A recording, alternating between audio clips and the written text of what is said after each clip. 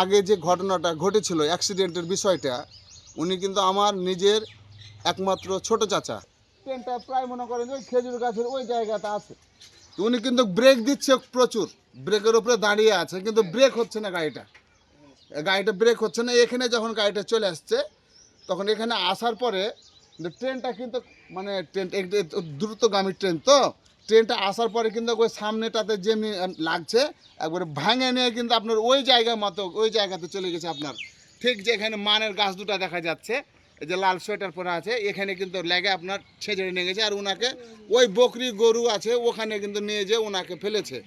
তো যাই হোক, আমি যে কথাটা বলছিলাম, এটা 10 এবং 10-এর জন্য, সমাজের জন্য। এই জায়গাতে যদি সরকারের পক্ষ থেকে, রেল অয়েলের পক্ষ থেকে কোনো জিএম কিংবা রেল অয়েলের কোনো উদ্ধত্ত বড় কোনো অফিসার যদি একটা এই জায়গাতে রেল গেটের ব্যবস্থা করে দিতেন, তাহলে আমার মনে হয় জনসুরক্ষাটা খুব ভালো হতো।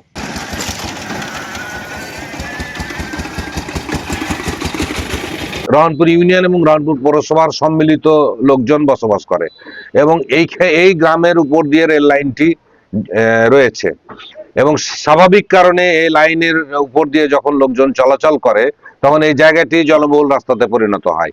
আর যেহেতু এটি একটি গুরুত্বপূর্ণ স্পট, সেহেতু এখানে কোনো গেট নেই বা গেটম্যান নেই। যারা রেলের কর্তৃপক্ষের দায়িত্ব থাকা উচিত যে এখানে গেট থাকলে একটা সুবিধা থাকবে যে গেট কিপার ট্রেন সময় মতো আসবে যাবে, তখন সতর্ক করে দিবে মানুষজনকে। এই কারণে এখানে অবশ্যই জরুরি ভিত্তিতে হিরোপাড়া রেল ক্রসিং এর উপরে অবশ্যই একটা জোরালো গেট দরকার। একজন ট্রাক্টর ড্রাইভার ট্রেনের ধাক্কায় মারা যায়। এইখানে কোনো রেল গেট এবং গেটম্যান না থাকার কারণে এই ঘটনা এর আগেও ঘটেছে। আমি সংশ্লিষ্ট কর্তৃপক্ষের কাছে আহ্বান জানাবো, জনস্বার্থে যত দ্রুত সম্ভব এখানে একটি রেল গেট এবং একজন গেটম্যান দিয়ে এলাকার মানুষের নিরাপত্তার ব্যবস্থাটা নিশ্চিত করবেন। লোকবলও নাই। জি জি।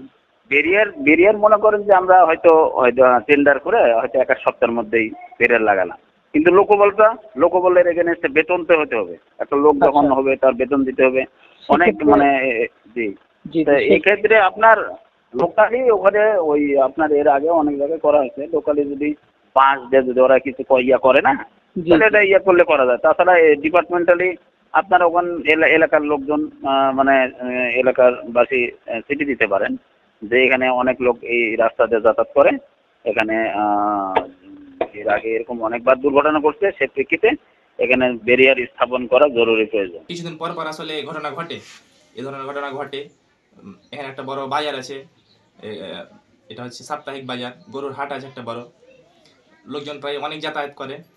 সেহেতু একটা যদি রেলগেট হয় বা ম্যান থাকে তাহলে সুবিধা হয়, সব দিক থেকে গ্রামের লোকেরও সুবিধা হয়।